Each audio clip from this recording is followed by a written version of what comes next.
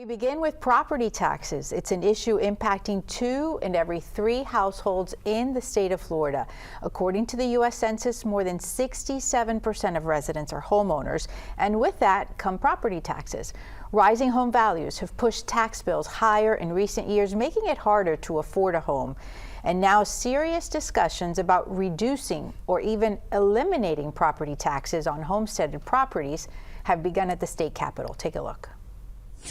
This week, a Florida House panel met to examine the potential impacts. A homestead is a property listed in the local tax rolls as a resident's primary home. Governor Ron DeSantis is pressing lawmakers to put a constitutional amendment on the 2026 ballot to cut property taxes for homesteads. Local governments warn the move could create billion-dollar budget gaps affecting police, fire, and the public education system. The Florida Policy Institute estimates the impact would be severe. In Hillsborough County, eliminating property taxes could mean a $1.47 billion loss. For schools alone, the Institute estimates the losses could be as much as $963 million. A closer look at the map of Greater Tampa Bay provides perspective. Major counties you see on screen collectively bring in billions of dollars in property taxes from homesteaded properties. Proponents, though, argue the current system is regressive, putting a heavier burden on lower-income residents, and now some lawmakers are floating the ideas of higher sales taxes or even new fees to offset the revenue loss. Travis, how do you see this playing out? The House Select Committee on the property taxes is going to be hearing presentations from different groups. How do you think this is going to play out? Well, I'm not sure how it's going to entirely play out, but it's a conversation that we've had here on the show even a few times before. I hope we'll continue to have it. Whether it was born or not of a fight between maybe leaders in the State House versus the governor, who came up with perhaps the property tax reductions or elimination instead of the sales tax reductions. That's right. You know, whether that is or not, I always go back to thinking about elderly and the poor, like my mom, who are living on fixed incomes. They had a couple $100 extra a month that they weren't paying the property taxes. They could maybe take that money and buy groceries with it or put it towards the medications. And so, this is going to be a real interesting fight. I know that there are forces who they want those tax dollars, and maybe we can cut some money. Maybe that we are spending money with organizations as middlemen that are taking their rip off the top. And so they obviously have a vested interest in getting their portions of the tax money. So if DOJ later finds out there's money to be had there, then maybe that can come into play. I mean, people like my mom already have an exemption. We could end up, as Mitch has said before, where we get to a situation, there's a bigger, increase in the exemption. And so I'd love to see that for veterans and for the poor and for elderly. And this is a story, Mitch, that you've been covering extensively. How do you see this playing between the House Speaker, Danny Perez, and the governor and all these different folks who are weighing in on it? Yeah, this is going to probably be on the ballot. The big question is what it's going to actually say, and we're so early on in the process. It is only September, right? So this committee did meet for a couple times this week. They need to meet a lot more, and they're going to, because the governor said, this is a campaign promise from him, basically.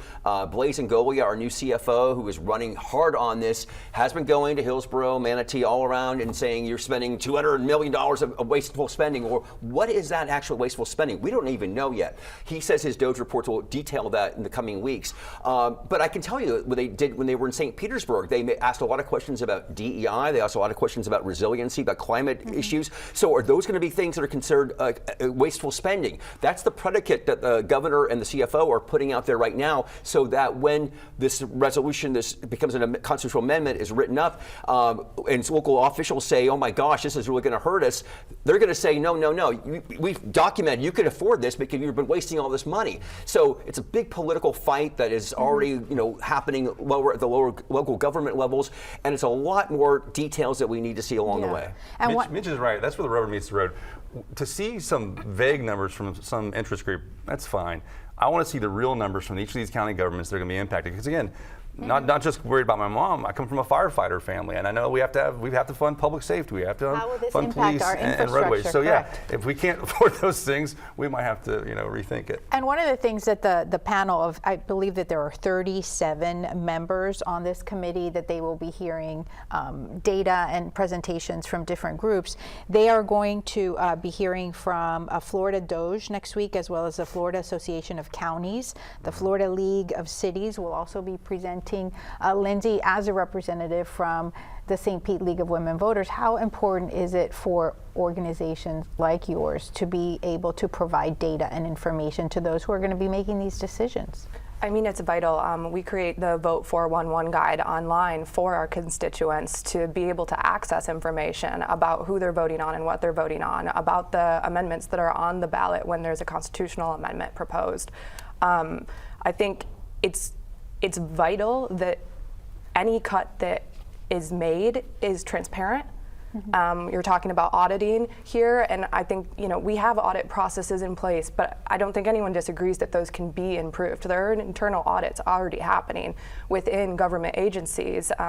If the public wants more transparency, I think the League would be in support of that. They should also be equitably applied to all of Floridians.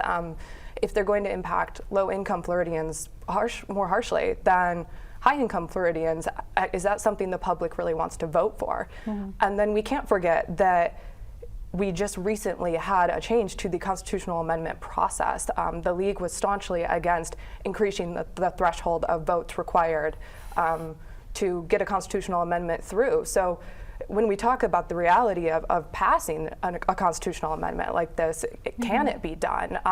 The threshold's much higher than it's ever been before and requires far over a majority of Floridians to vote in its favor. So they need that for us to get across that threshold. Everyone needs to be well informed. And there's so much reporting that has gone on about this issue, talking to different people, men on the streets, of course. Caitlin, how do you see all of this playing out?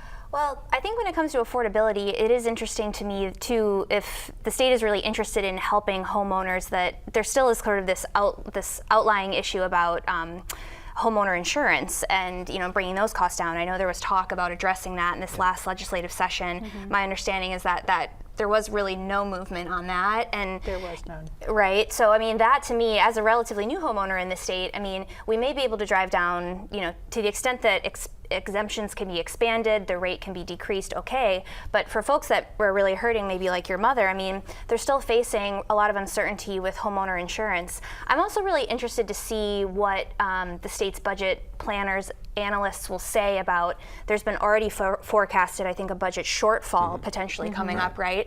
So I know DeSantis has said, like, the state can cover it. We have enough money, this $50 billion potentially in lost revenue, but how is that going to jive both with DOJ and what our nonpartisan budget preparers say about what is already on the horizon? Yeah, again, so many questions. I saw Byron Donalds, candidate for governor, talking in Tampa last week, and he talked about he doesn't believe it should be a complete reduction. He's for the idea, the principle of it, but a complete reduction. He said we'd have to double the sales tax. I mean, that's just something he said, but he's thinking already, okay, where are we going to make the difference here in terms of you get rid of this? I would say, your thought about the constitutional amendment, whenever it is proposed, on the surface, it's probably going to pass, only whether we should or not, because the idea of a property tax for people who vote, people who own homes, is our property taxes have gone really high, so it's going to be again the campaign against it. Once we know what we're talking about here, it's going to be formidable, and it's going to be challenging, because the idea of giving people a property tax break is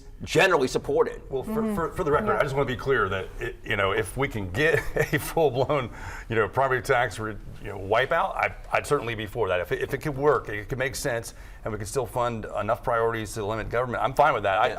I hate the idea that people, again, like my mom, have lived in a home for 40 to 50 years, and they never, and you hear this a lot from our side on the right, they never truly own that home. Right. You always owe the tax, man. There are lots of stuff happening in front of the committee next week, and so it's definitely something that we will be following on.